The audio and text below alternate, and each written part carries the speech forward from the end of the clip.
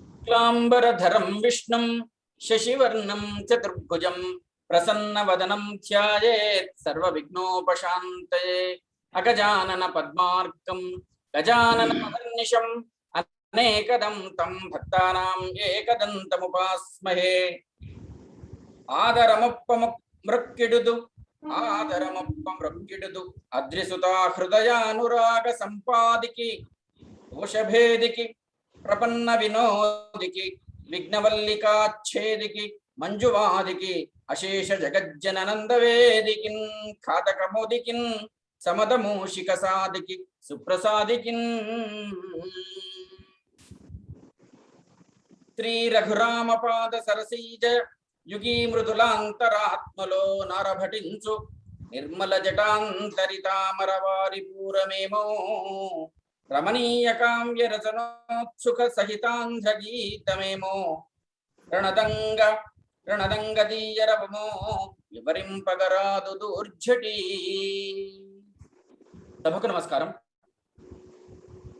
భరత భారతి అక్షరార్చన వాక్స్థలి సమూహం సంయుక్తంగా నిర్వహిస్తున్న మాతృపూజా మహోత్సవం 49వ భాగానికి, అట్లాగే ఆదిశంకరుల వారి శివానందలహరి 10వ భాగానికి పెద్దలందరినీ సాదరంగా ఆహ్వానిస్తున్నాం। ఈరోజు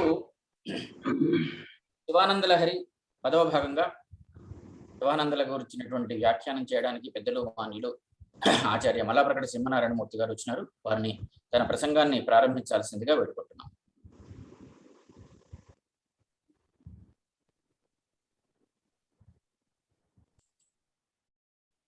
नमः शिवाभ्यां नवयौवनाभ्यां परस्पराश्लिष्टवपुर्धराभ्यां नगेन्द्रकन्या वृषकेतनाभ्यां नमो नमः शंकर पार्वतीभ्यां। आदि దంపతుల పాదార విందాలకు సభక్తిక ప్రణామాలు సహస్రాధికంగా మునుముందుగా సమర్పించుకుంటూ, భారత భారతికి నిరంతరం అక్షరార్చన సాగిస్తున్న మాన్య మహోదయులు పెద్దలు శ్రీ గిరిజా మనోహర్ బాబు గారు, శ్రీ కుందావచ్చుల కృష్ణమూర్తి గారు, శ్రీ పాలకుర్తి రామమూర్తి గారు, శ్రీ నారుమంచి వెంకట అనంతకృష్ణ గారు, తదితరులైన పెద్దలు అందరికీ ముందుగా హృదయపూర్వకంగా తమ ఇళ్లలోనే శివానందలహరిలోని జగద్గురువుల దివ్య భావాలను హృదయంతో స్వీకరించడానికి సన్నద్ధులై ఈ శివానందలహరి తత్వరసాస్వాదన కోసం ఎదురు చూస్తున్న ఆత్మబంధువులందరికీ ముందుగా నమస్కారాలు। అందరికీ వెనకయ్య చవితి శుభాకాంక్షలు। శివానందలహరిలో ఆదిశంకరులు మానవుడు తన జీవితంలో ఆధ్యాత్మిక సాధన పేరుతో, భక్తి పేరుతో ఎలా బ్రతకాలి, ఎలా ఆలోచించాలి, తన జీవన మార్గాన్ని ఎలా మలుచుకోవాలి అనే విశేషాన్ని ప్రధానంగా చెప్తూ వస్తున్నారు। భక్తుడికి ఎప్పుడైనా తన ఆరాధ్య దైవమైన భగవంతుణ్ణి దర్శించాలి అనే కోరిక ఉంటుంది సహజం। ఆ కోరిక ఉంటే అది తీరాలి అంటే విశేషమైన పుణ్యమైనా చేసుకోవాలి, పుణ్యం చేసుకున్నా చేసుకోకపోయినా పరమాత్మకు తన యందు అపారమైన కరుణ అయినా ఉండాలి। పుణ్యం చేసుకుంటేనే కరుణ కలుగుతుంది, కరుణ కలిగితేనే పుణ్యం చేసుకోవాలనే ఆలోచన కూడా వస్తుంది। ఈ రెండు ఒకదాని మీద ఒకటి ఆధారపడే విషయాలే। అందువల్ల ఒకవేళ పుణ్యం వల్లనో లేక పరమాత్ముని దివ్యమైన కరుణా కటాక్ష వీక్ష ప్రసార ఫలం వల్లనో తనకు భగవంతుడి సాక్షాత్కారం కలిగితే, పరమశివుడు ఎదురుగా కనిపిస్తే ఆ పరమశివుడిని దర్శించినప్పుడు అంతులేని ఆనందం పొందుతాడు భక్తుడు। ఆ భక్తుడి మనోభావాలు ఎలా ఉంటాయో ఆదిశంకరులు వరుసగా కొన్ని శ్లోకాలలో విశదం చేశాడు। 17వ శ్లోకంలో, స్వామి నువ్వు కనికరించి నాకు కనిపించినా నా పుణ్యఫలాన్ని అనుగ్రహించిన నిన్ను చూడగలిగే అవకాశం నాకు ఎలా లభిస్తుందయ్యా అన్నారు. అదేమిటండి, సాక్షాత్కరిస్తే ఇంకా చూడడానికి ఇబ్బంది ఏమిటి అని మనకు అనిపిస్తుంది. ఆదిశంకరులు ఏమన్నారో చూద్దాం. శివానందలహరిలోని ఈ 10వ భాగానికి అందరికీ స్వాగతం పలుకుతూ 17వ శ్లోకంతో ఈనాటి కార్యక్రమం మనం ప్రారంభించుకుంటాం. ఫలాద్వా పుణ్యానాం మయి కరుణయా వా త్వయి విభో ప్రసన్నేపి స్వామిన్ భవదమలపాదాబ్జయుగళం కదం పశ్యేయం మాం స్థగయతి నమః సంభ్రమజుషాం నిలింపానాం శ్రేణి నిజ కనక మాణిక్య మకుటైః విభో స్వామిన్. ఏమంటున్నారు ఆదిశంకరులు? మమ పుణ్యానాం ఫలాద్వా మయి కరుణయావా త్వయి ప్రసన్నేపి భవదమల పాదాబ్జయుగళం కథం పశ్యేయం. స్వామి, నేను చేసుకున్న పుణ్యఫలం వల్లను లేక నీ కరుణా విశేషం వల్లను నువ్వు ప్రసన్నుడవై దర్శనమిచ్చావే అనుకుంటాం. అయినా కూడా పవిత్రమైన నీ పాద పద్మాలను నేను ఎలా దర్శించగలను స్వామి? ఏమయ్యా, దర్శించడానికి ఏమిటి ఇబ్బంది? నేను కనిపించాను కదా, నిన్ను కరుణించాను కదా, నీ పుణ్యం ఫలించి నేను వచ్చాను కదా, లేక నీ ఎంతో అపారమైన కరుణతో నీకు సాక్షాత్కరించాను కదా అంటావేమో పరమశివ. ఏం చెప్పమంటావయ్యా? నమః సంభ్రమజుషాం నిలింపానాం శ్రేణి నిజ కనక మాణిక్యమకుటై మాం స్థగయతి. మధ్యలో అడ్డుగా దేవతా శ్రేణులు ఉన్నారు. నిలింపానాం శ్రేణి, వాళ్ళందరూ తొట్టుపాటుతో సందడిగా వస్తున్నారు నీ దర్శనం కోసం. మరి దేవతలు కాబట్టి మాకంటే ముందు వరుసలో ఉంటారు. వారంతా తల వంచి నీకు నమస్కరిస్తున్నారు. మరి దేవతలు సామాన్యుల, దేవేంద్రాదులు, వాళ్ళ తలల మీద బంగారు కిరీటాలు, ఆ బంగారు కిరీటాల్లో మణిమాణిక్యాల కాంతులు, అవన్నీ ఆ వాతావరణం మొత్తం కళ్ళు మిరుమిట్లు కొలిపెట్టి చేస్తున్నాయి. అసలు వాళ్లే అడ్డుగా ఉన్నారు. పోనీ ఎప్పుడైనా వాళ్ళిద్దరికీ మధ్య ఆ ఖాళీ ప్రదేశంలో నుంచి నిన్ను దర్శించే అవకాశం ఉంటుందా అంటే, నీ పాదాలపై ప్రసరిస్తున్న వారి బంగారు కిరీటాలలోని మణిమాణిక్య కాంతులు కళ్ళు మిరుమిట్లు కొలిపెట్టు చేస్తున్నాయి. అసంకల్పితంగా జరుగుతుంది. ఆ కాంతిలో కళ్ళు మిరుమిట్లు గొలుపుతున్న ఆ సన్నివేశంలో నీ పాదపద్మాలను దర్శించాలంటే నాకు సాధ్యం కావటం లేదు స్వామి అంటున్నారు.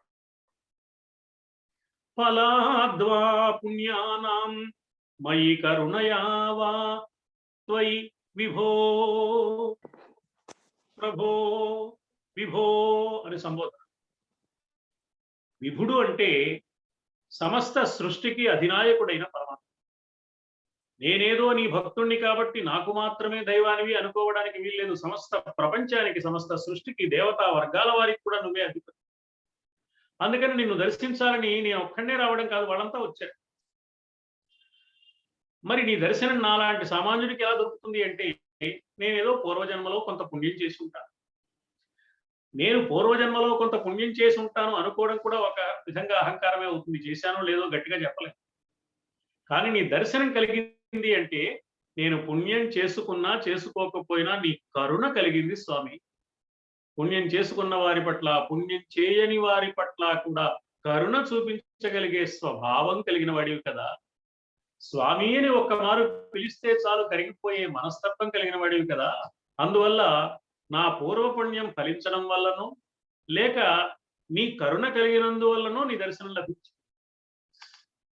నా ఆర్తిని గుర్తించి దయతో దర్శనమిచ్చావు నువ్వు.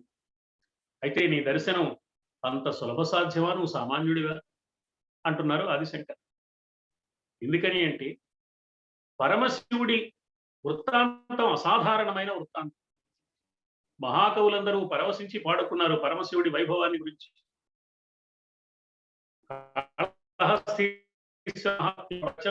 శతక రచన చేసిన మహాకవి దూర్జటి, అతులిత మాధురీ మహిమ అని కృష్ణదేవరాయల చేత కీర్తిని దూర్జటి మహాకవి ఒక పాత్ర చేత అనిపిస్తాడు. కాళహస్తీశ్వర మహాత్మ్య ప్రబంధంలో తన ఇల్లాలు అఖిలమాత, ఈశ్వరుడు ఎంతగా ఉంటే జగన్మాత ఇల్లాలుగా ఉంటాయి. తన ఇల్లాలఖిలైక మాత తన సంతానంబు భూతవ్రజంబు, సృష్టిలో ఉన్న చరాచర ప్రాణకోటి అంతా ఆ పరమేశ్వరుడి దివ్య సంతానం. తన ఇల్లాలఖిలైక మాత తన సంతానంబు భూతవ్రజంబు, అనులాపంబులు వేదములు తన విహారగారముల్, మౌని హృద్వనజంబుల్ అనులాపంబులు వేదముల్. ఆ స్వామి ఒక్క మారు పెదవి విప్పి పలికితే ఆ నోట వెలువడే మాట వేదం. అనులాపంబులు వేదముల్ తన విహారాగారముల్, మౌని హృద్వనజంబుల్. ఎక్కడ విహరిస్తాడు ఆ స్వామి, ఎక్కడ ఉంటాడు అంటే మౌని హృద్వనజంబుల్, మునుల హృదయ పద్మాలే నివాస స్థానంగా కలిగిన వాడు, విహార ప్రదేశాలుగా కలిగిన వాడు, అక్కడే ఉంటాడు ఆయన. తన విహారాగారముల్ మౌని హృద్వనజంబుల్, తన సేవకుల్ కమలజాత శ్రీధరుల్గా చలంగిన దేవోత్తముల్. ఎలాంటి వాడు ఆయన? ఆయన సేవకులు ఎవరండి అంటే అందరి వివరాలు అక్కర్లేదండి, ఒక 2 పేర్లు చెప్తాను, దాన్ని బట్టి అర్థం చేసుకోండి. కమలజాత శ్రీధరుల్, ఒక ఆయన కమల సంభవుడు బ్రహ్మదేవుడు. మరొక ఆరాధ్య భక్తుడు ఎవరు అంటే శ్రీధరుడు, అంటే శ్రీ మహావిష్ణువు. బ్రహ్మదేవుడు, శ్రీ మహావిష్ణువు మొదలైన వారు సేవకులుగా కలిగిన స్వామి అతడు. తన సేవకుల్ కమలజాత శ్రీధరుల్గా చలంగిన దేవోత్తమున్, అమ్మహాత్ము తరమే కీర్తింపగాన్ ఏరికిన్. ఎవరు చెప్పగలరయ్యా నీ వైభవాన్ని గురించి అంటాడు ధూర్జటి మహర్షి. అంతటి వాడైన స్వామి దర్శనం తనకు తేలికగా దొరికేదా? ఏదో కరుణ వల్ల ఆయన కనికరించి కనిపించాడు తప్ప అంటున్నారు ఆదిశంకరులంతటి వారు. అయితే ఏమైందిట? ఆ కరుణతో స్వామి వస్తే త్వయి ప్రసన్నేపి స్వామిన్, స్వామి అలా నువ్వు ప్రసన్నుడవైనా కూడా భవదమల పాదాబ్జయుగళం కథం పశ్యేయం, పవిత్రమైన నీ పాద పద్మాల జంటను నేను ఎలా చూడగలను? ఏమయ్యా చూడడానికి ఏమిటి ఇబ్బంది అంటే నమ సంభ్రమజుషాం నిలింపానాం శ్రేణి, నిలింపానాం శ్రేణి, దేవతలు వరుసలు తీరి ఉన్నారు. వరుసలు ఏం చేస్తున్నారు? నమ సంభ్రమజుషాం, నీ పాదాలకు నమస్కరించడంలో నేనంటే నేనని తొందరపడుతూ తలలు వంచి నీ పాదాలకు నమస్కరిస్తున్నారు. వాళ్లే పెద్ద సందడిగా వస్తున్నారు. ఎవరికి వాళ్ళు, మేమే ముందుగా స్వామి దర్శనం చేసుకోవాలి, స్వామికి నమస్కరించాలని వస్తున్నారు. బ్రహ్మేంద్రాది దేవతలు విరించి విష్ణుంద్ర సుపూజితాభ్యాం అన్నారు. బ్రహ్మదేవుడు, శ్రీ మహావిష్ణువు, దేవేంద్రుడు, దిక్పాలకులు ఎక్కడెక్కడి వారు వస్తున్నారు. వాళ్ళు మామూలు వాళ్ళ తలల మీద బంగారు కిరీటాలు, ఆ కిరీటాల్లో మణిమాణిక్యాలు, ఆ మణిమాణిక్యాలు విరాజిల్లే అద్భుతమైన దివ్యమైన కాంతులు. ఆ దేవతలందరూ నిజ కనక మాణిక్యమకుటై మాం స్థగయతి, నన్ను అడ్డుకుంటున్నారయ్యా, నాకు అడ్డుకుంటున్నారు. పాదాలను దర్శించడానికి అవకాశం లేకుండా అడ్డుకుంటున్నారు. ఎలాగా? నిజ కనక మాణిక్యమకుటై, తమ కిరీటాలలో ఉన్న బంగారు కాంతులు, మాణిక్య కాంతులు కలిగి ఉండి ఆ కాంతులు అన్ని వైపులా ప్రసరిస్తూ ఉండడంతో వాటిల్లో పొదిగిన మణిమాణిక్యాల కాంతులు కళ్ళు మిరుమిట్లు కొలిపే విధానంగా ఉండడంతో ఆ దేవతల కిరీటాల కాంతి నన్ను అడ్డుకుంటోంది స్వామి. ఎందుకు ఈ మాట అంటున్నారంటే భగవంతుడిని చూడడం అంటే పాదాలు చూడటమే. స్వామివారి పాదాల దర్శనం కలగాలి. స్వామి పాద దర్శనమే భక్తుడు కోరుకునే ప్రధానమైన అంశం. ఎందుకని? శరణాగతి. భక్తుడు శరణు పొందాలి. శరణు పొందే భక్తుడు పాదాలనే ఆశ్రయిస్తాడు. ఏమిటి చెప్తున్నారు ఈ శ్లోకంలో ఆదిశంకరులను ఆలోచిస్తే? దేవతలందరూ శివుడికి నమస్కరించాలని వస్తున్నారు వరుసలు తీరి, బ్రహ్మేంద్రాదులతో సహా అందరూ. బ్రహ్మదేవుడు, శ్రీ మహావిష్ణువు, ఇంద్రుడు, బ్రహ్మ, మురారి, సురార్చిత లింగం అన్నారు. అలా వస్తున్నారు కాబట్టి శివ దర్శనం పొందిన భక్తుడికి వచ్చే అవకాశం ఏమిటంటే శివుడితో పాటు ఈ దేవతలందరూ కూడా కనిపిస్తారు. ఒక్క శివ దర్శనం కోసం మానవుడు ప్రయత్నిస్తే భక్తుడై దేవతలందరి దర్శనం కలుగుతుంది. ఇది ఒక విషయం చెప్తున్నా. దీంతో పాటుగా సర్వదేవతల నమస్కారాలు అందుకోగలిగిన మహానుభావుడు పరమేశ్వరుడు అనే విశేషాన్ని కూడా. మరి ఈ దేవతలందరూ వస్తే తనకు దర్శనానికి ఆటంకం కలుగుతోంది కదా అంటే భక్తుడు ఏం చేయాలి? సూచన ఇందులో పరోక్షంగా భక్తుడు నిరాశ చెందకుండా నిరీక్షించాలి. అదే భక్తుడి కర్తవ్యం సుమా. దేవతలు అడ్డుగా ఉన్నారు అంటే అర్థం, సరే ఆయన కంటే దేవతలు అడ్డుగా ఉన్నారనుకుంది. ఎవరికైనా దేవతలే అడ్డుగా ఉంటారు పరమాత్మ దర్శనం పొందాలి అంటే దేవతా భావన అడ్డుగా ఉంటుంది. ఎంతో కొంత పుణ్య కార్యక్రమాన్ని ఆచరించి పరమాత్మ యొక్క కరుణ పొందిన దర్శనం ఎందుకు లభించడం లేదు అంటే నేనింతటి వాణ్ణి, నేనింత పండితుణ్ణి, నేనింత గొప్పవాణ్ణి, నేనింత సంపన్నుణ్ణి, నేనింత తెలివితేటలు కలిగిన వాణ్ణి, నేనింత మహామేధావిని, నాకింత బలగం ఉంది, ఇంత అంగబలం ఉంది, ఇంత అర్ధబలం ఉంది, నేను గొప్ప పారిశ్రామికవేత్తని, ఇలా ఒక అహంకార భావన, నేను చాలా చాలా గొప్పవాడిని అనే ఒక భావన పరమాత్మ దర్శనానికి అడ్డుపడుతోంది. అది శివ దర్శనానికి ఆటంకం కలిగించే అంశం ఏమిటి అంటే నేను చాలా గొప్పవాడిని అనే ఒక భావన. నేనే గొప్పవాడిని అనే భావన ఉన్నంత కాలం పరమాత్మ దర్శనం అయ్యే అవకాశం లేదు. ఎదురుగా పరమాత్మ కనికరించి కనిపించిన అతడి హృదయంలో, భక్తుడి హృదయంలో భక్తి తప్ప మరొక ఆలోచన ఉండడానికి వీల్లేదు.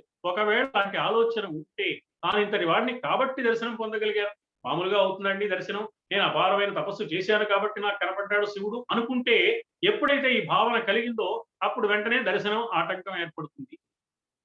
నేనెంతో గొప్పవాడిని అనే భావన శివ దర్శనానికి ఆటంకం కలిగించే అంశం సుమా అని కూడా సూచన చేస్తున్నారు. ఇంకో అంశం ఏం చెప్తున్నారు అంటే అసలు వాళ్ళు దేవతలు ఎలా అయ్యారు? బ్రహ్మదేవుడు గాని, ఇంద్రుడు గాని, శ్రీ మహావిష్ణువు కానీ అంటే వాళ్ళు అపారమైన తపస్సు చేసి దివ్య వైభవం కలిగి దేవతలయ్యారు. అలాంటి గొప్ప గొప్ప తపస్సులు చేసి అపారమైన సాధనలు చేసి పరమేశ్వరుని కరుణ చేత దేవతా వర్గాల్లో ఒకరుగా ఉండగలిగిన ఆ మహానుభావులందరూ వాళ్లకు దర్శనమిచ్చే స్వామి సామాన్యులమైన మనకు కూడా దర్శనమిస్తున్నాడు అంటే ఆయనకు ఎంత కరుణ, పరమాత్ముని యొక్క కరుణ ఎంతటిదో చూడాలి. అందుకే ప్రారంభంలోనే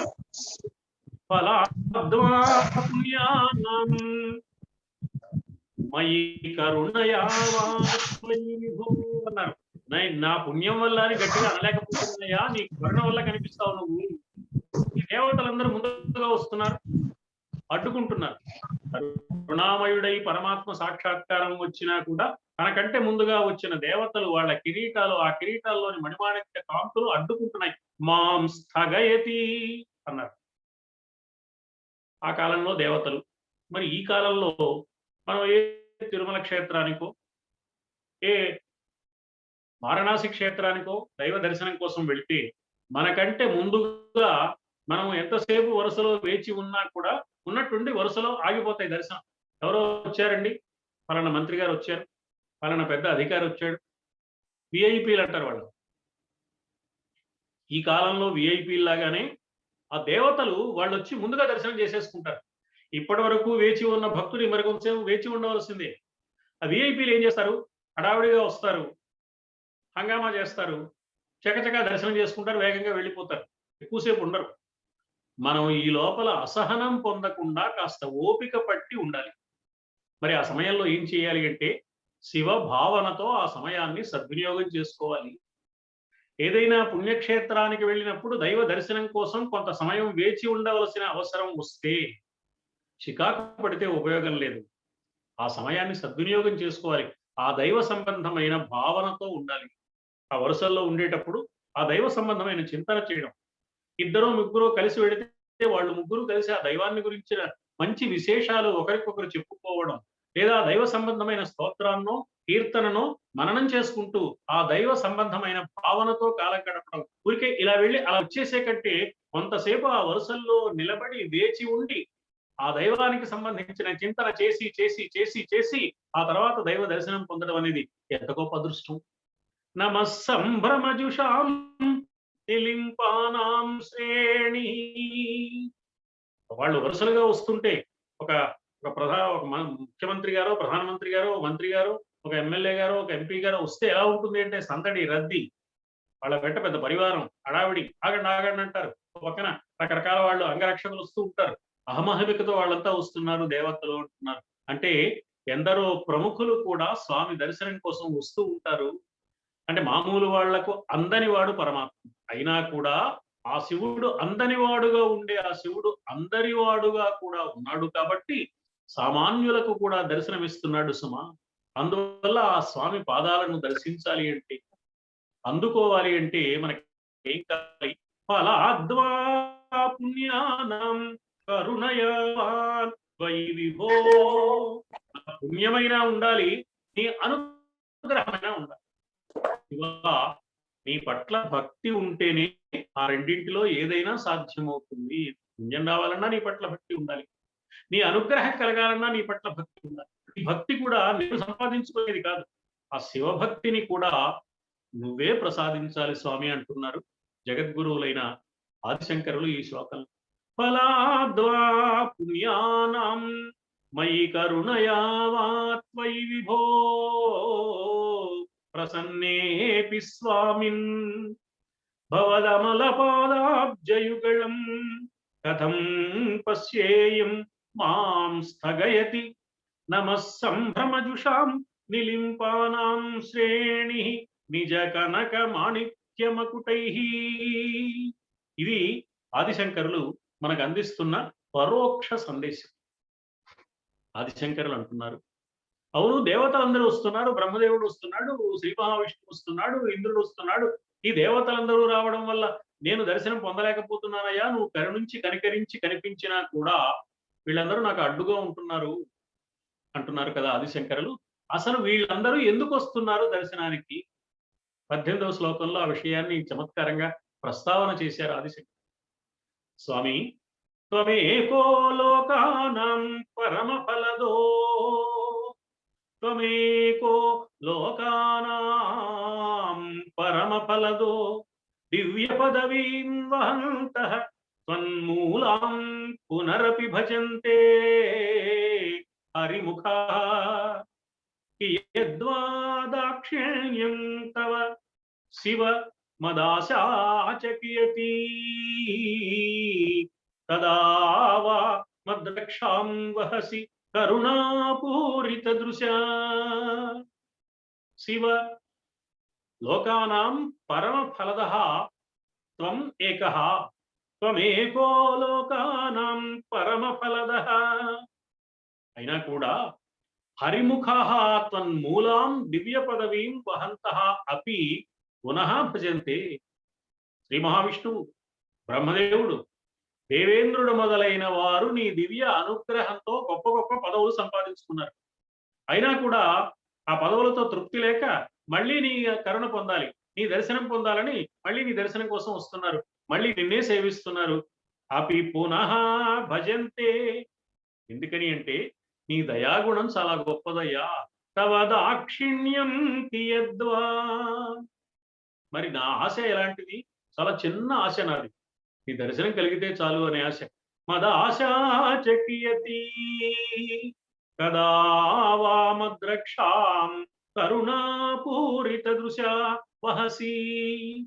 ఎప్పటికీ నా మీద దయతో నన్ను చూస్తావు స్వామి, నీ దర్శనం ఎలా అనుగ్రహిస్తావు, నీ కరుణాపూరితమైన దృక్కులు ఈ దీనుడిపై ఎప్పుడు ప్రసరింపజేస్తావయ్యా అని అడుగుతున్నారు శివుణ్ణి ఆదిశంకర. పరమేశ్వర, అన్ని లోకాలలోనూ అందరికీ పరమ ఫలాన్ని ప్రసాదించే స్వామివి నీ ఒక్కడివి మాత్రమే. త్వమేకః. ఎవరికైనా దివ్య పదవులు నువ్వే ఇవ్వాలి. అలా దివ్య పదవులు పొందిన వారిలో ప్రముఖులు ఎవరంటే విష్ణుమూర్తి, బ్రహ్మదేవుడు, దేవేంద్రుడు మొదలైన వాడు. ఆ దేవతలందరూ నీ వల్లనే తమ తమ పదవులు సాధించుకున్నారు. అయినా వాళ్ళకి సంతృప్తి కలగడం లేదు, ఇంకా నిన్నే మళ్ళీ మళ్ళీ సేవిస్తున్నారు. స్వామి, నీ దయ సాటి లేనిది, నా ఆశ స్వల్పమైనది. మద ఆశా చకియతి. నా రక్షణ బాధ్యత నీదే సుమా. నీ కరుణాపూరితమైన దృష్టిని నాపై ప్రసరింపజేయి స్వామి. నాకు జ్ఞానము, తద్వారా మోక్షము ప్రసాదించవయ్యా పరమేశ్వర. త్వమేకో లోకానాం పరమ ఫలదః. అన్ని లోకాల్లోనూ ఎవరికైనా మోక్ష ప్రదాత, పరమఫలం ఇచ్చేవాడు ఎవరు అంటే, పరమఫలం అంటే మోక్షం. ఆ మోక్ష ప్రదాత ఎవరంటే పరమేశ్వర నువ్వే మోక్షాన్ని ఇవ్వాలయ్యా.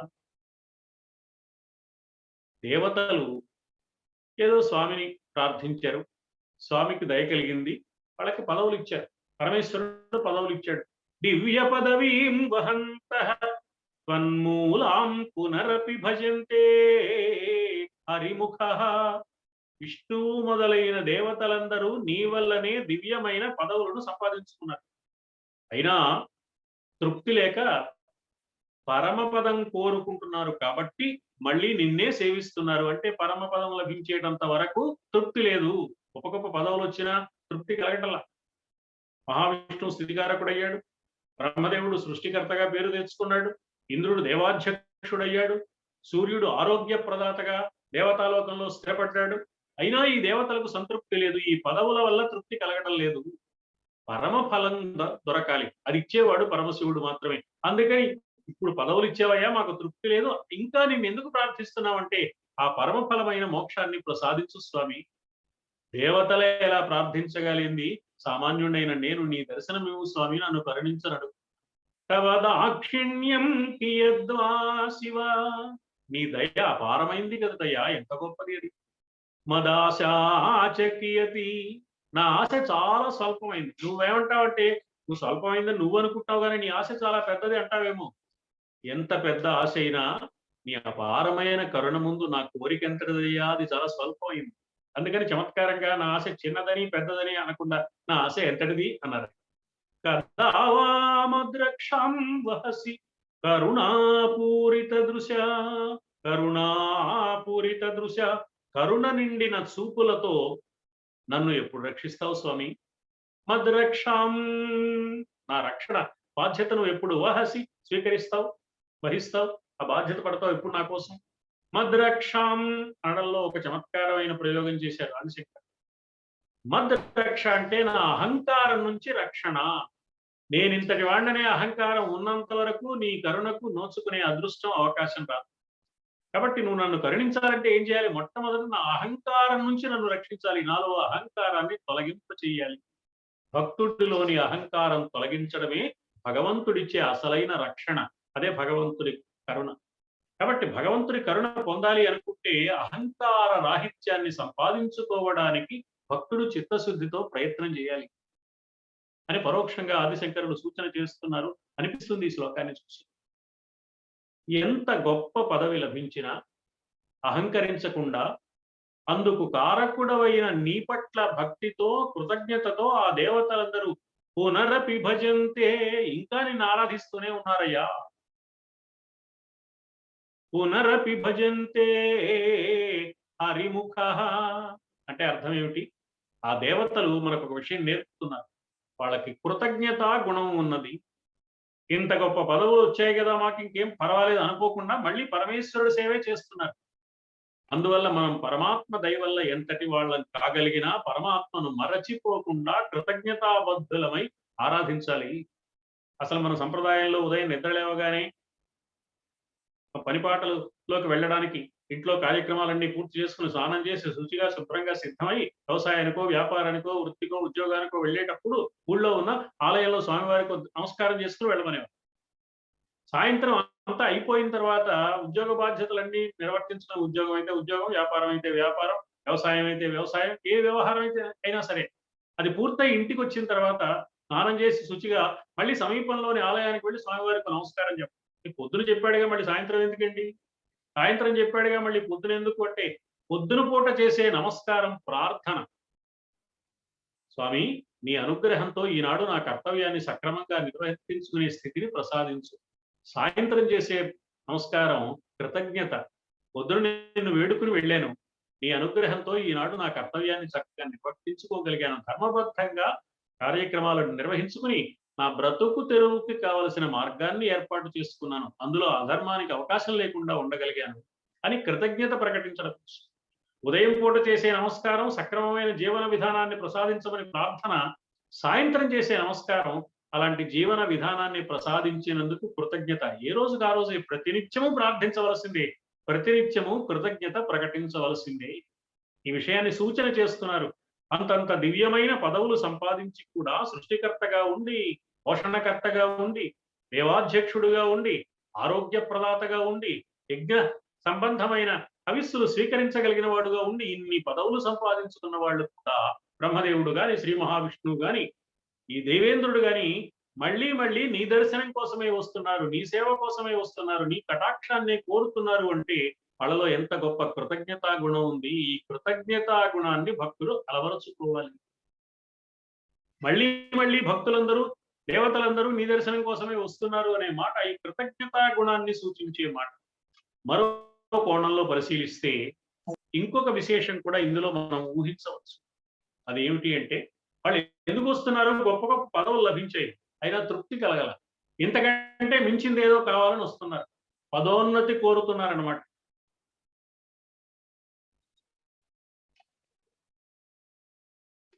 ఏమిటి ఆ దేవతలు కోరే పదోన్నతి అని ఆలోచిస్తే, ఆ దేవతలందరూ పదోన్నతి కోరుతూ ఇంకా శివుణ్ణి ఆరాధిస్తున్నారు. ఆ పదోన్నతి ఏమిటంటే మొదటి పదంలో చెప్పారు, పరమ ఫలద. పరమ ఫలాన్ని ఇచ్చేవాడివి నువ్వే కదయ్యా, ఆ పరమ ఫలం ఇవ్వకుండా ఏవో పదవులు ఇచ్చావు. అందుకని నువ్వు ఇవ్వాల్సింది పరమ ఫలం, కానీ ప్రస్తుతానికి పదవి ఇచ్చావు, దాంతో మురిసిపోవటం లేదు మేము, అది మాకు సంతృప్తిని కలిగించడం లేదు, ఈ పదవులతో పనే ఉంది, పరమ ఫలం ప్రసాదించు స్వామి, అప్పుడు పదోన్నతి కలిగినట్టుగా మాకు తృప్తి కలుగుతుంది. మోక్షమే పదోన్నతి, పరమ ఫలమే మాకు సంతృప్తిని కలిగించే అంశం. ఎందుకని అంటే ఈ పదవులన్నీ ఎన్నిచ్చినా ఇవన్నీ అశాశ్వతం. కాబట్టి పరమపదమైన మోక్షం దక్కేటంత వరకు స్వామి నాకు సంతృప్తి ఎక్కడదయ్యా, అలాంటి పరమ ఫలం ప్రసాదించే స్వామి నువ్వు ఒక్కడివే కదా. ఐహిక సంపదలు, పదవులు, భోగాలు ఎన్ని ఉన్నా అవేవి సంతృప్తిని కలిగించలేవు. చివరికి స్వర్గ సుఖం కూడా పూర్తి సంతృప్తినివ్వదు. ఎందుకని? అది కూడా అశాశ్వతమే కాబట్టి. ఎంత పుణ్యం చేసుకున్నాడో ఈ పుణ్యం అంతా వినియోగం అయ్యేటంత వరకు స్వర్గ సుఖాలు అనుభవిస్తాడు. ఆ పుణ్యం ఖర్చు అయిపోగానే మళ్ళీ భూలోకంలో పుట్టవలసిందే అన్నారు. క్షీణే పుణ్యే మత్స్యలోకం విశంతి, భగవద్గీతలో స్పష్టంగా చెప్పారు. పుణ్యం క్షీణించిన తర్వాత, ఇతను చేసుకున్న పుణ్యం ఖర్చు అయిపోయిన తర్వాత మళ్ళీ మానవ లోకంలోకి రావాల్సిందే. పరమపదమైన మోక్షం ఒక్కటే అసలు సిసలైన పరమ సుఖం. ఆ పరమ పదాన్ని ఫలంగా ప్రసాదించే ప్రదాత పరమేశ్వరుడు మాత్రమే. అందుకని భక్తులు ఏమని భావించాలో ఆదిశంకరులు తన భావనగా చెప్తున్నారు ఈ శ్లోకం. నాకు ఆ పదవులు, సంపదలు వద్దు స్వామి, మోక్షం కూడా వద్దయ్యా, కేవలం నీ పాదసేవా భాగ్యం చాలు. మద ఆశాచకియతి, ఆ భాగ్యం ఒక్కటి లభిస్తే చాలు, నా ఆశ చాలా చిన్నది, అన్ని లభించినట్టే భావిస్తాను నీ కరుణ. ఎందుకు ఇలా అంటున్నారు అంటే, దైవాన్ని ఆరాధించే భక్తులు అనేక విధాలుగా ఉంటారు. ప్రధానంగా 4 విధాలుగా భక్తులు దైవాన్ని ఆరాధిస్తారు అని భగవద్గీత చెప్తోంది. చతుర్విధ భజంతే మాం జనాః సుకృతినః అర్జున, ఆర్తో జిజ్ఞాసురర్థార్థి జ్ఞానీచ భరతర్షభ. 4 విధాలుగా భక్తులు నన్ను సేవిస్తున్నారు. మొదటి వారు ఆర్తులు. ఆర్తి అంటే ఒక చిన్న ఆవేదన, ఒక కష్టం కలిగితే ఈ కష్టం నుంచి గట్టెక్కించమని ప్రార్థించడం కోసం ఆర్తితో వాళ్ళ భక్తులయ్యారు. ఆ ఆర్తి తీరిపోగానే భక్తి కనుమరుగైపోతే అది ఆ భక్తి అనిపించుకోదు. రెండవ కోవకు చెందిన భక్తులు జిజ్ఞాసు. దైవం ఏమిటి, నేనేమిటి, దైవం చేసిన ఈ సృష్టి ఏమిటి, ఈ సృష్టికి నాకు సంబంధం ఏమిటి, దైవానికి నాకు సంబంధం ఏమిటని ఈ సృష్టి తత్వాన్ని గురించి, సృష్టి స్వరూపుడైన పరమాత్మని గురించి తెలుసుకోవాలి అనే జిజ్ఞాసతో పరమాత్మ యందు భక్తి కలిగి ఉంటారు. వాళ్ళని జిజ్ఞాస భక్తులు అంటారు. అర్థార్థి, 3వ తరగతి వాళ్ళు అర్థార్థులు. అర్థార్థి అంటే అర్థం అంటే ప్రయోజనం, అర్థి అంటే కోరేవాడు. ఒక ప్రయోజనం కోరి, ఏదో ఒక ప్రమోషన్ రావాలి, లేకపోతే ఒక అమ్మాయి పెళ్లి జరగాలి, లేకపోతే సుఖప్రసవం కావాలి, ఇలా ఏవో కోరికలు ఉంటాయి. లౌకికమైన ప్రయోజనాలు నెరవేరడం కోసం దైవ అనుగ్రహంతో ఈ ప్రయోజనాలు నెరవేర్చుకోవాలనే అభిప్రాయంతో ప్రార్థించేవారు. అలా దైవాన్ని ఆరాధించేవాళ్ళు, వాళ్ళని అర్థార్థులు. 4వ కోవకు చెందినవారు జ్ఞాని. అతనికి ఆర్తి లేదు, ప్రయోజనాలు కావాలనే కోరిక లేదు, అసలు దైవాన్ని గురించి తెలుసుకోవాలని లేదు. ఇప్పటికే తెలిసింది, ఏమని తెలిసింది? దైవమే సర్వస్వము, ఈ సృష్టి అంతా ప్రతి అణువు నిండిపోయింది పరమాత్మే, పరమాత్మ అధీనంలోనే మొత్తం అంతా ఉన్నదనే విషయం తెలుసు కాబట్టి అతడు కాక ఇంకేమీ లేదు కనుక ఆ విషయాన్ని ధృవీకరించుకున్న మనస్సుతో దైవాన్ని ఆరాధిస్తారు. వారిని జ్ఞాని అని. 4 విధాలుగా ఈ భక్తులు ఉంటారని చెప్తూ భగవద్గీతలో పరమాత్మ తర్వాత ఏమన్నాడు అంటే, వీళ్ళందరూ మంచివాళ్లే.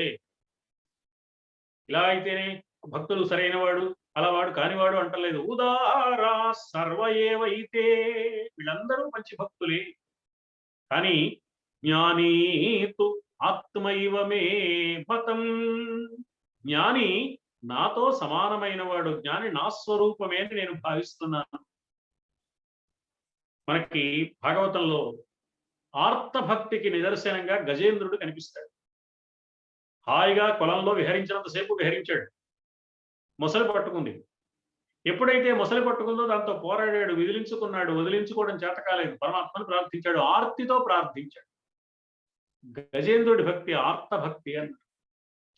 ఈ భాగవతంలోనే కృష్ణుడికి మిత్రుడుగా కనిపించే ఉద్ధవుడు కనిపిస్తాడు. ఉద్ధవుడికి ఏ కోరిక లేదు, ఆయనకు వచ్చిన కష్టమేం లేదు. కానీ కృష్ణుడిని మిత్రుడుగా చూడక మిత్రుడి రూపంలో పరమాత్మే వచ్చాడు అని దర్శించాడు. నిరంతరం కృష్ణుడిని ఆరాధించాడు. ఎందుకని అంటే తత్వ జిజ్ఞాస కలిగిన వాడై ఆరాధించాడు. అందుకే కృష్ణ పరమాత్మ తన అవతారాన్ని పరిసమాప్తం చేసే సమయంలో మైత్రేయ మహర్షికి ఉద్ధవుడికి మాత్రమే తన తత్వాన్ని తెలియచేశాడు. ఉద్ధవుడు అంతటి జిజ్ఞాసలు. అర్ధార్థి, ఒక ప్రయోజనం కోసం దైవాన్ని ఆరాధించేవారు. ధ్రువుడు ఉన్నాడు. కన్న తండ్రి ఒడిలో కూర్చునే అదృష్టం దొరక్క సవతి తల్లి గెంటెవతల పారేసిందనే బాధతో తపస్సు చేశాడు. ధ్రువ క్షితి పదవిని పొందాడు. ఒక కోరికతో చేసే ఆరాధన అర్ధార్థి భక్తి ధ్రువుడిలో ఇది కనపడుతుంది. ధ్రువుడు ఉదాహరణ. ఇంకా చాలా మంది భక్తులు ఉన్నారు. 4వ కోవకు చెందిన జ్ఞాన భక్తుడుగా భాగవతంలో సంప్రదాయం ప్రహ్లాదుడిని చూపిస్తుంది. ప్రహ్లాదుడు జ్ఞాన భక్తుడు. ప్రహ్లాదుడికి కోరిక లేదు, ప్రహ్లాదుడికి ఆర్తి లేదు, ప్రహ్లాదుడికి జిజ్ఞాస లేదు. పరమాత్మే సర్వస్వం, సర్వమున్నతని దివ్య కళామయ మనస్సు. మనస్సులో నమ్మినవాడు ప్రహ్లాదు. ఇందుగలడందు రేడను సందేహము వలదు, చక్రి సర్వోపగతుండు, ఎందెందు వెదకి చూచిన అందందే కలడు అని స్థిరంగా నమ్మినవాడు ప్రహ్లాదు. ఈ నమ్మకంతో కూడిన జ్ఞాన భక్తి ప్రహ్లాదుడిలో కనపడుతుంది. కాబట్టే ప్రహ్లాద నారద పరాశర పుండరీక వ్యాస అంబరీష అని భక్తుల వరుస చెప్పారు సంప్రదాయ సిద్ధంగా. ఇలా భక్తుల వరుస, భక్తుల పేర్లన్నీ చెప్పి పుణ్యానిమాన్ పరమ భాగవతాన్ స్మరామి, పుణ్యాత్ములైన ఈ భాగవతులందరినీ, భక్తులందరినీ తలుచుకుంటున్నాను నేను అనే ఉందండి. ఇందులో అగ్రస్థానం ఎవరికి ఇచ్చారు? ప్రహ్లాద నారద పరాశర, ప్రహ్లాదుడి పేరుతో ప్రారంభించారు. మొదటివాడు ప్రహ్లాదుడు. 5 ఏళ్ల బాలుడా ప్రహ్లాదుడు. 5 ఏళ్ల బాలుడికి ఇంత ప్రాధాన్యం. ఆ తర్వాత ఉన్న పేర్లు ఏమిటి? నారదుడు భక్తి సూత్రాలు లోకానికి అనుగ్రహించిన మహానుభావుడు. నిరంతర నారాయణ నామంతో అన్ని లోకాలు సంచరించేవాడు. పరాశర, వ్యాస మహర్షికి జన్మనిచ్చిన తపశ్శక్తి సంపన్నుడు పరాశరుడు. ప్రహ్లాద, నారద, పరాశర, పుండరీకుడు ఎంత గొప్ప భక్తుడు. తల్లిదండ్రుల సేవ చేస్తూ ఉంటే ఇతని భక్తికి మెచ్చి శ్రీకృష్ణుడు వస్తే, మా నాన్నకి నిద్ర పట్టడం కోసం పాదసేవ చేస్తున్నాను, ఇప్పుడు దానికి ఆటంకం కలుగుతుంది కాబట్టి మా నాన్నకు నిద్ర పట్టి విశ్రాంతి తీసుకునేటంత వరకు గుమ్మంలో వేచి ఉండవయ్యా అన్నాడు కృష్ణుడు. ఆ కృష్ణుడు పాపం ఇక్కడ నిలబడడానికి అనువుగా చోటు లేదయ్యా, చాలా ఇబ్బంది పడుతున్నాను నేను, ఇక్కడ నిలబడడానికి వీలుగా లేదు, కష్టంగా ఉంది అన్నాడు. తన చేతికి ఒక ఇటుకరాయి అందితే ఆ ఇటుకరాయి అక్కడ విసిరి ఆ ఇటుకరాయి మీద నిలబడమన్నాడు. చిన్న ఇటుకరాయి మీద కృష్ణుడు 2 పాదాలు పెట్టి ఆ నిలబడడానికి, తాను అటు ఇటు ఒరిగిపోకుండా బ్యాలెన్స్ చేసుకోవడానికి 2 చేతులు నడుము మీద అడ్డుగా పెట్టుకుని కూర్చున్నాడు. అది పాండురంగడి రూపం. పాండురంగ మహాత్మ్యంలో పుండరీకుడు భక్తి వైభవాన్ని రామకృష్ణుడు పరమాద్భుతంగా వర్ణించాడు. పుండరీకుడు అంతటి భక్తుడు. ప్రహ్లాద తర్వాత చెప్పిన పేర్లు నారద, పరాశర, పుండరీక, వ్యాస. వ్యాసుడు వాడు 18 పురాణాలు మానవ జాతికి అనుగ్రహించిన మహానుభావుడు. బ్రహ్మసూత్ర రచన చేసిన మహానుభావుడు. అంబరీష, ఆయన కోసం విష్ణు చక్రమే వచ్చింది ఆయన్ని రక్షించడానికి, దుర్వాసుడి బారి నుంచి కాపాడడానికి. ఇలాంటి మహానుభావులందరూ శుక, శౌనక, భీష్మ అసాధారణ భక్తుల వరసలో మొదటి స్థానం ప్రహ్లాదుడికి ఇచ్చారు. అంతేకాదు పరమాత్మ స్వయంగా భగవద్గీతలో విభూతి యోగంలో తాను ఏ ఏ వర్గంలో ఏ రూపంతో ఉన్నాడో చెప్తూ ప్రహ్లాదశ్చాస్మి దైత్యానాం అన్నాడు గీతలో. నేను రాక్షసుల్లో ప్రహ్లాదుణ్ణి సుమా అంటే తనతో తాదాత్మ్యాన్ని అనుగ్రహించాడు పరమాత్మ ప్రహ్లాదుడికి. ఎందువల్ల జ్ఞానం గొప్పది కాబట్టి, దానివల్ల మోక్షం వస్తుంది కాబట్టి. జ్ఞానాదేవత కైవల్యం అన్నారు ఆదిశంకరుడు. కాబట్టి జ్ఞానభక్తుడు ప్రహ్లాదుడు. ఈ జ్ఞానం శివుడు ఇవ్వవలసింది, అందుకే దాన్ని శివజ్ఞానం అన్నారు. శివుడు అమ్మవారు ఒకటే అని చెప్పడానికి చమత్కారంగా ఈ శివజ్ఞానాన్ని ఇచ్చేది అమ్మవారు అన్నారు, శివజ్ఞాన ప్రదాయిని. కాబట్టి ఈ విధమైన జ్ఞానం వల్ల మాత్రమే పరమేశ్వర అనుగ్రహము, తద్వారా పరమఫలమైన మోక్షము లభించే అవకాశం ఉంటుంది సుమా అన్నది ఆదిశంకరులు చేస్తున్న సూచన. కాళహస్తీశ్వర మహాత్మ్య ప్రబంధంలో నత్కీరుడు ఉన్నాడు. తన విద్యా వైభవం చాలా గొప్పదని నమ్మి వచ్చిన శివుణ్ణి కూడా లెక్క చేయకుండా ఆ నిరుపేద బ్రాహ్మణుడికి రావాల్సిన పారితోషికం అడ్డుకోవడానికి శాస్త్ర విజ్ఞానాన్ని ప్రయోగించి తన పాండిత్యాన్ని ప్రకటించాడు. శాపం పొందాడు, బాధపడ్డాడు, శాప విమోచనం అయ్యే స్థితి తెచ్చుకున్నాడు కష్టపడి. పరమేశ్వరుడు సాక్షాత్కరించాడు. నీకేం కావాలి వరం అన్నాడు. నత్కీరుడు అప్పుడు అడిగిన వరం నత్కీరుడిలో కలిగిన పరిణామాన్ని సూచిస్తోంది. ఏ వరం కోరుకోవాలి పరమాత్మ కనిపిస్తే? దివ్య పదవులు లభించినా కూడా బ్రహ్మాది దేవతలు ఎందుకు ఇంకా పరమాత్మను ప్రార్థిస్తున్నారు సంతృప్తి కలగక అంటే, ఈ కోరుకోవలసిన వరం ఇది కాబట్టి, ఇది కోరుకోలేదు కాబట్టి ఇప్పుడు ఇది కోరుకుంటున్నారు పరమఫలం కావాలని. ఏమంటున్నాడో చూద్దాం నత్కీరుడు. ఈ సంసారము దుఃఖావాస ఆనందము. దుఃఖావాసంగా కనపడే ఆనందం ఇది. ఆనందంగా కనపడుతోంది కానీ దుఃఖమే. ఆనందంగా కనపడే దుఃఖావాసం. దీని వర్జింపంగా ఏ సుఖము కలుగు. సంసారం అంటే భార్యాబిడ్డలు కాదు. సంసారం అంటే ఈ ప్రపంచం, లౌకికమైన భావాలు. దీన్ని వదిలిపెట్టగలిగితే ఎంత సుఖంగా ఉంటుందయ్యా. ప్రాపంచికమైన విషయాలలో అహంకారాలు, మమకారాలు, ఆత్మీయతలు, ఎవరో గౌరవించారని పొంగిపోవడం, ఎవరో అవమానించారని కుమిలిపోవడం, వారు ఆదరించారని రొమ్ము విరుచుకోవడం, వీరు చులకన చేశారని కుమిలిపోవడం, ఈ లక్షణాలు ఇవి లేకుండా, దీన్ని పట్టించుకోకుండా నిరంతరం మనస్సు పరమాత్మ అయితే సంచరించు ఉండే దివ్య స్థితి. దీని వర్జింపంగా అన్యే సుఖము కలుగు దయ నన్ను ఆ సుఖమున గుర్పవే కృతార్థుడనగుదు. నత్కీరుడు అంటే గొప్ప పండితుడండి, అడగాల్సినట్టు అడిగాడు అనుకుంటే ఈ పరిణామం కలిగితే పండితుడు పామరుడు అనే భేదం లేదు. మనస్సులో ఈ పరిణామం రావటం, దీనికి పాండిత్యానికి దీనికి సంబంధం లేదు. ఎంత పండితుడైనా ఈ పరిణామం రాకపోవచ్చు. అక్షర జ్ఞానం లేని వాడికి ఈ పాండిత్యం రావచ్చు. పరమాత్మ అనుగ్రహం పొందడానికి సంస్కారమే ముఖ్యం కానీ పాండిత్యంతో పని. అసలు మానవుడేమిటయా, సాలెపురుగుకే ఈ జ్ఞానం ఉంది అన్నారు దూర్జటి మహాకవి కాళహస్తీశ్వర మహాత్మ్య ప్రబంధంలో.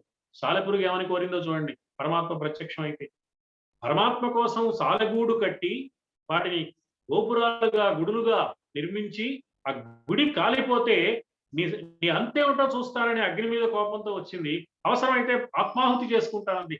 తన గుడికి అపకారం కలిగితే ఆత్మాహుతి చేసుకోవడానికి సిద్ధపడిన లక్షణం, ఆ ధైర్యం, సాహసం కలిగిన అల్ప ప్రాణి సాలెపురుగు. అది అల్ప ప్రాణి అంటున్నాం. ఇవాళ మన దేవాలయాలకు, మన ధర్మానికి, మన సంస్కృతికి, మన సంప్రదాయానికి హాని కలుగుతుంటే చీమైనా కుట్టనట్టు ఉండగలిగిన మనం సాలెపురుగు కంటే ఎన్ని రెట్లు హీనస్థితిలో ఉన్నామో ఆలోచించు. తాను కట్టిన దేవాలయానికి అగ్ని తాకితే అవన్నీ అగ్నికి ఆహుతైపోతుంటే భరించలేక అందులో దూకాడు. ఈ అగ్నిని మింగనైనా మింగుతాను, లేదా ఈ అగ్ని నన్ను మింగుతుంది, నా దేవాలయాన్ని కాపాడుకోలేకపోయాక నా ప్రాణం ఎందుకు, నా బ్రతుకు ఎందుకు అనుకుంటే సాలెపురుగు. పరమాత్మ సాక్షాత్కరించాడు. సాలెపురుగు ఏమని కోరిందో చూడండి. నాకు ఈ భవదుఃఖంబులు లేక మహాజ్ఞాన రస విలీనుడనగుచున్ లోకంబు ఎన్నడు ఎరుగని ఆ కైవల్యమే అభీష్టమని ప్రార్థింతున్. ఈ లోకంలో కలిగే ప్రయోజనాలుగా కనపడేవి, ఇవాళ సుఖాలుగా కనపడేవి కూడా నిజానికి దుఃఖాలే. అవేవీ లేకుండా నీకు సంబంధించిన దివ్యమైన ఆ తత్వం తెలిసి అందులో లీనమైపోయి ఈ లోకంతో సంబంధం లేకుండా నీవే సర్వస్వం అనుకునే ఆ కైవల్యం నాకు అభీష్టమయ్యా, అది ప్రసాదించు స్వామి. కాబట్టి కావలసింది అది. అది రావడానికి భక్తి కావాలి. భక్తి రావడానికి కొన్ని కర్మలు ఆచరిస్తాం. పాఠశాలకు వెళ్ళి విద్య నేర్చుకోవడానికి ఒక యూనిఫారం వేసుకోవడం, ఒక సమయానికి పాఠశాలకు వెళ్ళడం, ఎలాంటి క్రమశిక్షణ నేర్పడానికో మనం ఆచరించే కర్మలు, అర్చన కానీ, అభిషేకం కానీ, తీర్థయాత్రలు కానీ, పారాయణలు కానీ, ఇవన్నీ కూడా ఆ చిత్తశుద్ధి రావడానికి మార్గం చూపించేవి. వాటి వల్ల ధరించం, వాటి వల్ల చిత్తశుద్ధి వస్తుంది. కర్మాణి చిత్తశుద్ధ్యర్థం అన్నారు. మరి ఆ చిత్తశుద్ధి వచ్చే కర్మలు ఏం చేస్తాయంటే భక్తిని కలిగిస్తాయి. కర్మణ జాయతే భక్తి, భక్త్యా జ్ఞానం ప్రజాయతే. భక్తి వల్ల జ్ఞానం కలుగుతుంది. జ్ఞానాదేవతు కైవల్యం. జ్ఞానం వల్ల మాత్రమే మోక్షం సిద్ధిస్తుంది. మానవుడు మోక్షాన్ని సంపాదించుకోవాలి అంటే జ్ఞానం మాత్రమే మార్గం సుమా. అందుకని సాలెపురుగు చేసిన ప్రార్థన ఆ జ్ఞానాన్ని ప్రసాదించమని ప్రార్థన. దేవా నిన్ను తింపలేను అధమ బుద్ధిన్. నేను ఎంత చిన్న ప్రాణిని, పురుగును కదా, నిన్నేం ప్రార్థించగలనయ్యా? నిన్నేమని స్తోత్రం చేయగలనయ్యా? ఏమైనా పాండిత్యం ఉందా? అధమ బుద్ధిన్ వేద శాస్త్రంబులు రావు ఏ పాటియు. నాకేమన్నా వేదం తెలుసా, శాస్త్రం తెలుసా అంటోంది సాలెపురుగు. వచ్చినన్ పోని వచ్చాయే అనుకుందాం, దానివల్ల ఒరిగేదేముంది? శృతులు శాస్త్రంబులు నిన్ను చెప్పగాలేవు. వేదాలు కానీ శాస్త్రాలు కానీ నిన్ను దర్శించేందుకు దోహదం చేయగలుగుతాయా? ఎక్కడ సరిపోతాయి స్వామి? వేదాతీతుడవు కదా నువ్వు. శాస్త్రం నీ స్వరూపం తప్ప శాస్త్రం ద్వారా నేను తెలుసుకోలేను. నువ్వు అనుగ్రహిస్తే వచ్చింది శాస్త్రం. నేను చెప్పగాలేవు ఆద్యంతములన్న తద్విధులకు లెక్కింపగా శక్యమే. నీ వైభవం ఎంతటిది అంటే నీ ఆది ఎక్కడ మొదలైందో పాతాళంలో, నీ చివరి భాగం ఎక్కడి వరకు ఉందో పైలోకాలలో. పైకి హంస రూపంలో వెళ్ళిన బ్రహ్మదేవుడికి తెలియలేదు, కిందికి వరాహ రూపాన్ని ధరించి వెళ్ళిన విష్ణువుకి బోధపడలేదు. ఆద్యంతములన్న తద్విధులకు లెక్కింపగా శక్యమే. కాబట్టి నేనేం కోరుకుంటున్నాను? సేవాధర్మము మేలుగా కనుచు నీ శ్రీపాదముల్ కొల్చెదన్. నాకు సేవాధర్మం చాలయ్యా, నిన్ను సేవించుకునే స్థితిని ప్రసాదించు. నిరంతరం నీ సేవ యందు బుద్ధి, నీ సేవపై చిత్తము అంటారు గంధర్వులు. ఆ సేవాధర్మం ప్రసాదించు స్వామి. మదాశాచకియతి అంటున్నారు ఆదిశంకరులు కూడా. ఒకవేళ నా కోరిక తక్కువది కాదు గొప్పది అని నువ్వు అంటావేమో, అయితే మాత్రమేమయ్యా అపారమైన దాక్షిణ్యం కలిగిన నీకది పెద్ద విషయమా? నీ దయతో ఎప్పుడు నువ్వు నన్ను రక్షిస్తావో కదా, నీ పాదసేవా భాగ్యాన్ని ఎప్పుడు ఇస్తావో కదా. కాదు కాదు, పాదసేవా భాగ్యమే జ్ఞానప్రదాయకం కాబట్టి, జ్ఞానమే మోక్షప్రదాయకం కాబట్టి, నీవు జ్ఞానస్వరూపుడివి, మోక్షస్వరూపుడివి కాబట్టి ఈ నిన్ను సేవించుకునే ఇందుకు ఏ జ్ఞానం కావాలో ఆ భిక్ష, జ్ఞానభిక్ష ప్రసాదించు స్వామి అని ప్రార్థించాలి తప్ప, తద్వారా కైవల్యాన్ని పొందేందుకు ఆలోచన చేయాలి తప్ప, పదవులతో కోరికలతో దైవాన్ని ఆరాధించి తద్వారా కలిగే కోరికలతో తృప్తి పడితే ఏమీ ప్రయోజనం లేదు అని మానవ లోకానికి ఉపదేశం చేస్తున్నారు పరోక్షంగా ఆదిశంకర్. కాళహస్తీశ్వర మహాత్మ్యాన్ని గురించి మనం మాట్లాడుకుంటున్నాం. ఆదిశంకరుల భావాలన్నీ దూర్చటి మహాకవి చెప్పాడు అనిపిస్తుంది. వశిష్ఠుడు ప్రార్థిస్తాడు, పరమేశ్వరుడు ప్రత్యక్షం అయితే నీకేం కావాలయ్యా అన్నాడు పరమేశ్వరుడు వశిష్ఠ మహర్షి.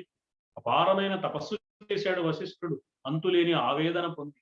ఆ కథ వేరుగా ఉంది. పరమేశ్వరుడు ప్రత్యక్షమై నీకేం కావాలని అడిగితే వశిష్ఠ మహర్షి కోరిన చూడండి. ఏమయ్యా, నేనేమో మహర్షిగా ఉన్నాను, మహర్షులకు యతీశ్వరులకు ఎవరైనా భిక్ష పెట్టాలంటే గృహస్థు పెట్టాలి. నువ్వు మొదటి గృహస్థువు కదా, ఆది దంపతులు కదా మీరు. కాబట్టి ఆది గృహస్థ శేఖరుడవైన నిను భవతాపనక్షుధావేదనచే తపవేళ కనుగొనగల్గే బ్రహ్మ విద్యౌదన భిక్ష నాదు హృదయం వను పాత్రమునందు పెట్టవే. నా హృదయం అనే పాత్రలో బ్రహ్మ విద్య అనే భిక్ష పెట్టవయ్యా. మామూలు భిక్ష అయితే మధ్యాహ్నం పెడితే ఆకలి తీరుతుంది, సాయంత్రానికి మళ్ళీ ఆకలిస్తుంది, మళ్ళీ భిక్షాటనకు వస్తా. కానీ బ్రహ్మజ్ఞానం అనే భిక్ష ఒక్కసారి నా హృదయం అనే పాత్రలో నువ్వు ప్రసాదించావా స్వామి. పునరయాచిత వృత్తి సుఖింతుం. మళ్ళీ అడగవలసిన అవసరం లేకుండా అది యథార్థమైన సుఖాన్ని పొందుతాను కదా. మోక్షం లభించినప్పుడే, జ్ఞానం లభించినప్పుడే మరొకటి కోరవలసిన స్థితి ఉండదు. యం లబ్ధ్వాచ అపరం లాభం మన్యతే నా అధికం తతః అంటారు భగవద్గీత.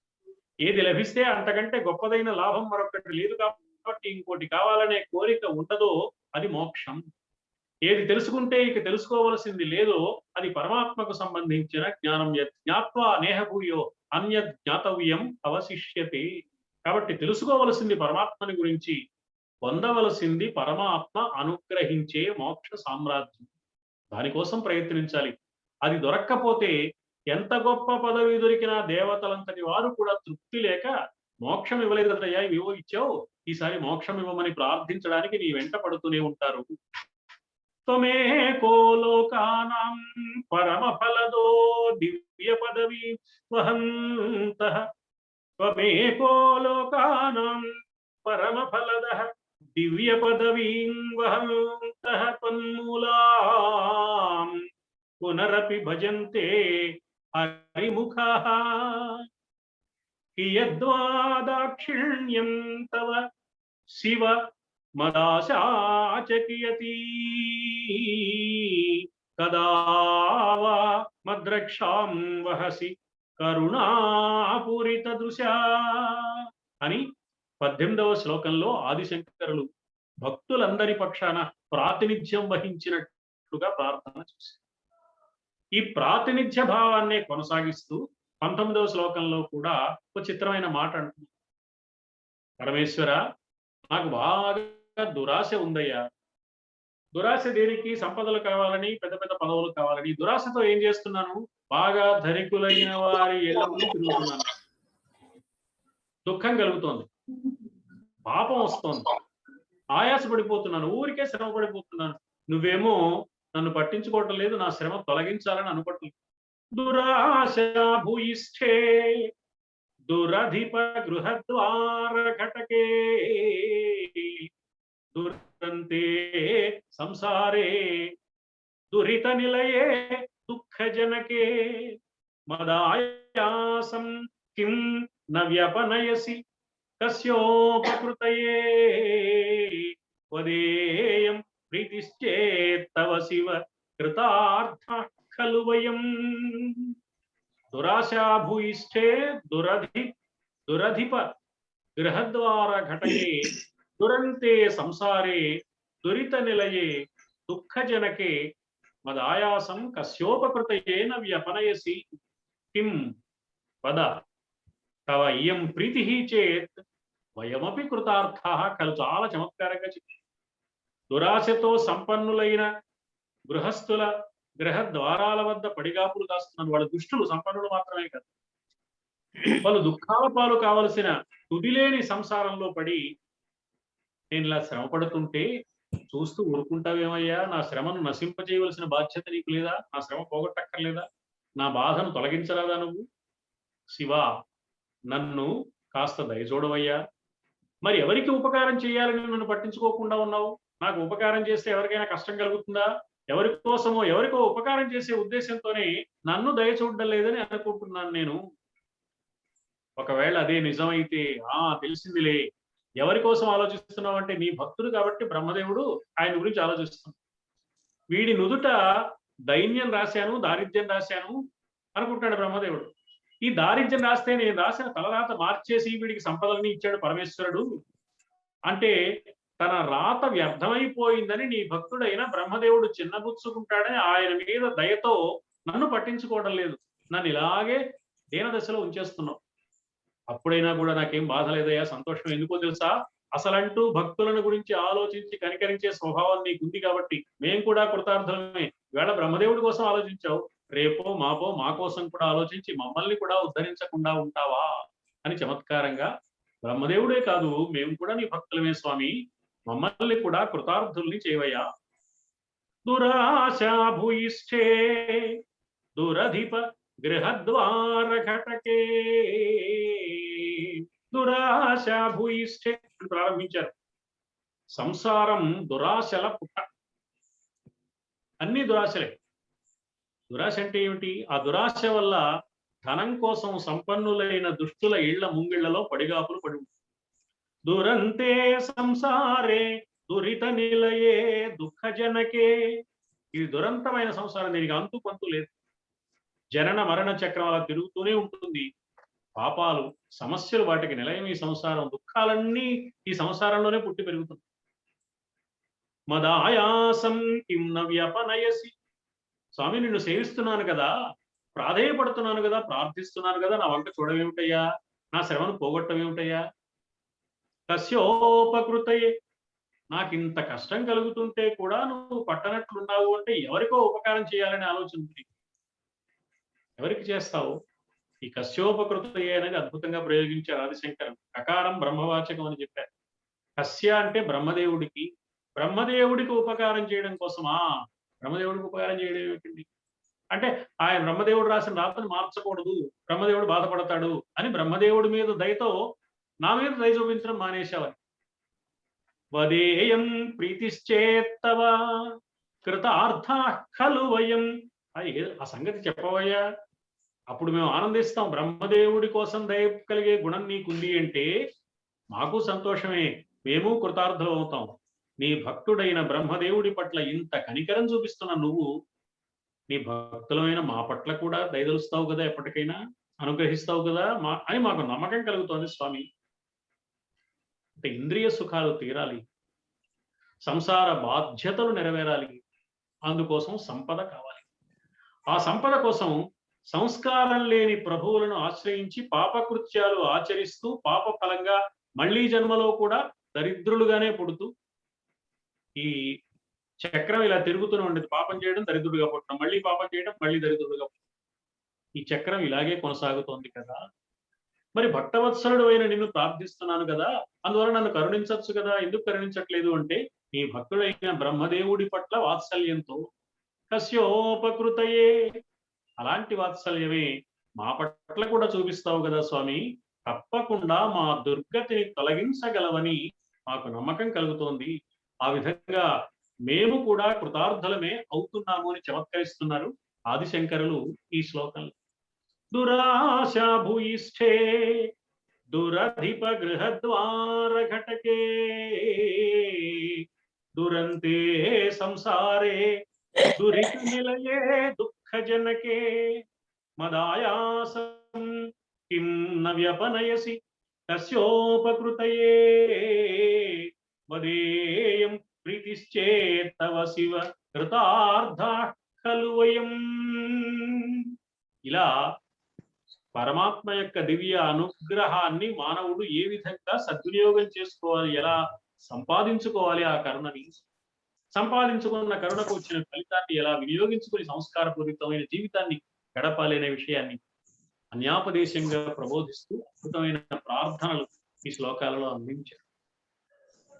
ఆదిశంకరులకు మనస్సు మీద ప్రత్యేకమైన దృష్టి ఉంది కాబట్టి ఈ శివానంద లహరిలో మనస్సు యొక్క ప్రాధాన్యం, మనస్సు ఎన్ని గతులు పోతుందో 9వ శ్లోకంలో మనస్సును గురించి కొంత చెప్పారు.